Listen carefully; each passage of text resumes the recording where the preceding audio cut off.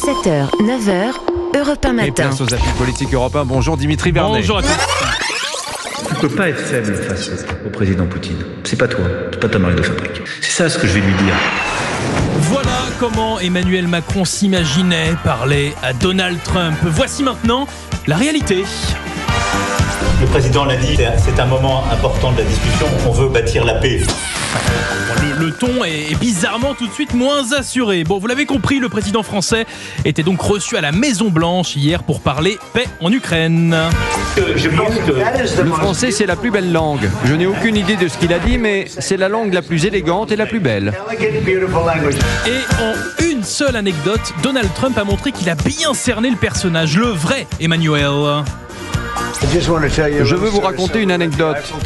Alors que nous dînions à la Tour Eiffel avec votre formidable épouse et la mienne, nous sommes sortis et il a commencé à parler en français face aux journalistes de notre deal. Il n'y avait pas d'interprète, mais j'écoutais, je hochais seulement de la tête.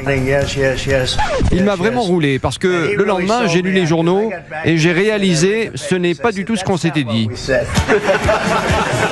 Bon, mis à part ça, dans l'ensemble, tout s'est bien passé lors de cette rencontre. J'ai bien dit, dans l'ensemble. votre volonté de bâtir la paix, nous la partageons. Et je sais la volonté du président d'être un acteur durable justement de la paix dans la région, de vouloir cesser dans la durée cette paix, Vouloir cesser dans la durée cette paix. Non, non, non, ce n'est pas un lapsus. Anissa Dimitri, dans le jargon macronien, on appelle ça l'ambiguïté stratégique. Il n'y a pas de consensus aujourd'hui pour envoyer des troupes au sol, mais en dynamique, rien ne doit être exclu.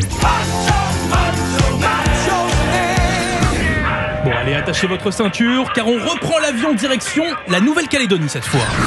Vous savez, la semaine commence. Elle est cruciale. Nouvelle-Calédonie, où se trouve actuellement Manuel Valls. Il était l'invité de la radio locale Radio Rythme Bleu. Pour éclairer l'avenir de la Calédonie, il faut le redressement économique et la solution politique. C'est le moment où chacun doit faire un pas vers l'autre. Je ne sais pas si c'est la bonne formule, et puis je fais attention à tous les mots. L'avenir institutionnel du territoire, sujet touchy, obligeant le ministre des Outre-mer à peser tous ces mots, ce qui a rendu franchement l'interview difficilement compréhensible. L'État doit comprendre, l'État, le gouvernement, les responsables politiques doivent comprendre que c'est une société complexe, c'est difficile, et que c'est vrai que c'était peut-être un prétexte, mais en tout cas, voilà comment les choses se sont passées.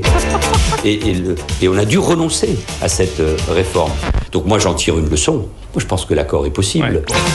Rien bougé, on appelle ça un gloubi-boulga, ou plutôt la langue diplomatique. Et malheureusement, force est de constater que Manuel Valls n'est pas bilingue.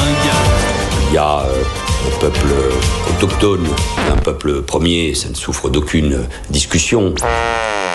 Il y a un peuple premier, formule insinuant qu'il y aurait donc des Français seconds sur l'archipel. Manuel Valls vient de se planter sous les sunlights des tropiques. On est dans un de ces moments où chacun doit être à la hauteur du moment de la responsabilité.